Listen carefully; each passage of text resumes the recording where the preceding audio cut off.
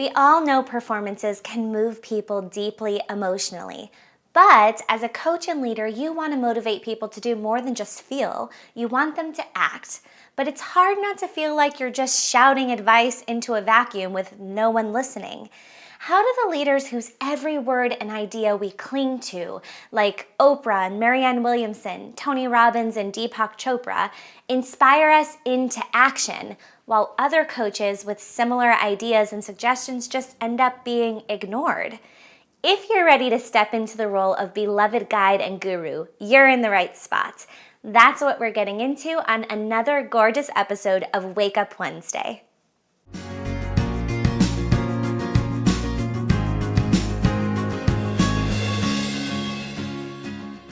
Welcome to Wake Up Wednesday. I'm your host, Jay, and every week I'll be here revealing insider techniques to help you go from best kept secret to sought after thought leader.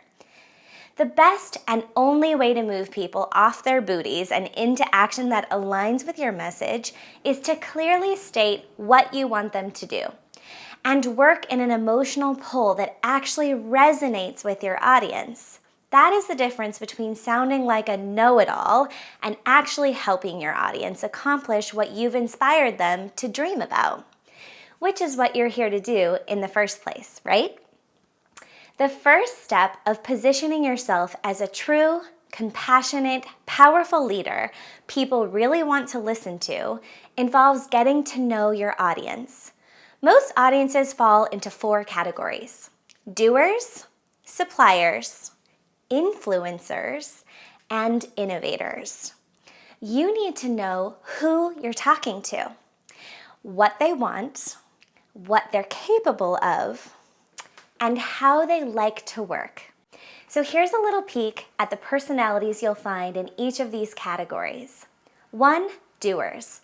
These folks are hard workers and the kind of people who know how to get shit done, and they know how to motivate others into action. 2, suppliers. These people have resources, whether money, people, or material, to help you and your people get what they want. 3, influencers. This group is in an amazing position to encourage others to adopt your ideas. And finally, 4, innovators.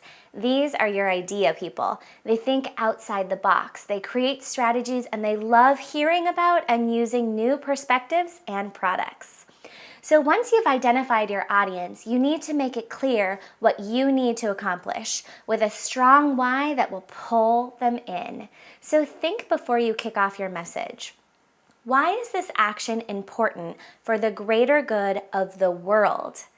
And the next phase of sharing your wisdom with your audience is to start elaborating on your ideas. Vulnerability is really the key here. If you have a personal story or a way that this challenge was real and hard for you, but you overcame it, share it. It will instantly pull them in and show them that you relate to them. Now, as you share that message, use discrete tasks and deadlines when you begin to give them the action steps. People are really more likely to follow suggested deadlines and steps than direct orders. So tell how the action will actually benefit the audience as a whole. And when you paint a clear picture of the pleasure and opportunities that will unfold for them if they do this action, they're more likely to jump up to it. You're a guru, and that means you're actually a teacher. So at the end of your speech, you should also share with your people very, very clearly why you believe in this work and how what they are going to do will affect their lives, your life, and ultimately the planet. Now, sisters, this is a big lesson, and I'd love to hear your take in the comment section below. What is your mission? Do you have one? If you had a room full of people on the edge of their seats waiting to support you and your ideas and willing to take action on whatever it was you said, what would you want them to do? What could they do that would make our world, your life, and their lives a better place? I can't wait to hear it.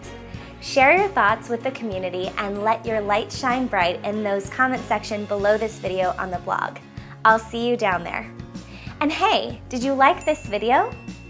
Well, go ahead, just click that little like button below to let me know these tips are actually working for you. And do you know any thought leaders who could really use or would love tips on creating a stronger call to action? If you do, I'd love for you to share this video with them on Facebook. That's easy too. Just click the share link and tag your friend. One last thing. Did you get the gift I attached in the email sharing today's video? It's a downloadable audio of an effective call to action using the exact principles you learned in today's video. Be sure to give it a listen. It might just be the inspiration you need to finally take your message all the way up to the big time. I give gifts in the form of downloadables, detailed resources, and personal success secrets almost every week to those of you who subscribe and join my email list. I don't include these on YouTube, the live blog, or anywhere else online. So if you want these fierce resources, head on over to JanineYoder.com and leave your name and email to subscribe. I believe when you share, you shine. So I'll be back next Wednesday with more of what you need to wake up with the intent to live and love fully. We'll see you next week. Bye. Do you desire to take the stage with your message?